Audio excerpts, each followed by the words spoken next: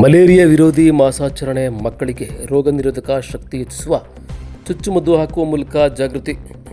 ಹೌದು, ಜಿಲ್ಲಾ ಪಂಚಾಯತಿ ಮೈಸೂರು ಆರೋಗ್ಯ ಮತ್ತು ಕುಟುಂಬ ಕಲ್ಯಾಣ ಇಲಾಖೆ ವತಿಯಿಂದ ಸಾಲಿಗ್ರಾಮ ಪಟ್ಟಣದ 12ನೇ ವಾರ್ಡ್ನಲ್ಲಿರುವ ಅಂಗನವಾಡಿ ಕೇಂದ್ರದಲ್ಲಿ ಮಲೇರಿಯಾ ವಿರೋಧಿ ಮಾಸಾಚರಣೆ ಕಾರ್ಯಕ್ರಮವನ್ನು ಹಮ್ಮಿಕೊಳ್ಳಲಾಗಿತ್ತು.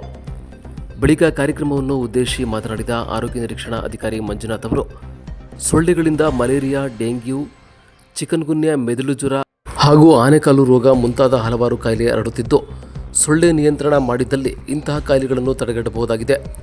ಆದ್ದರಿಂದ ಸಾರ್ವಜನಿಕರು ಸೊಳ್ಳೆ ಸಂತಾನೋತ್ಪತ್ತಿ ತಾಣ ಬಗ್ಗೆ ಜಾಗೃತಿ ವಹಿಸಿ ಸೊಳ್ಳೆ ನಿರ್ಮೂಲನೆ ಬಗ್ಗೆ ಕಾಳಜಿ ವಹಿಸಬೇಕು. ಸೊಳ್ಳೆಗಳಿಂದ ಪ್ರಸಾರವಾಗುವ ರೋಗಗಳಲ್ಲಿ ಮಲೇರಿಯಾ ರೋಗವೂ ಕೂಡ ಒಂದು.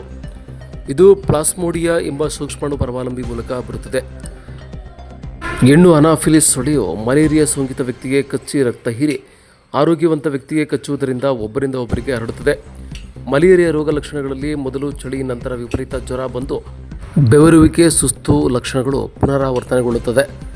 ಇದೇ ಅವಧಿಯಲ್ಲಿ ರಕ್ತಲೇಪನವನ್ನು ತೆಗೆದು ಪರೀಕ್ಷೆ ಮಾಡಿದಾಗ ಮಲೇರಿಯಾ ರೋಗವೆಂದು ಖಚಿತಪಡಿಸಬಹುದು.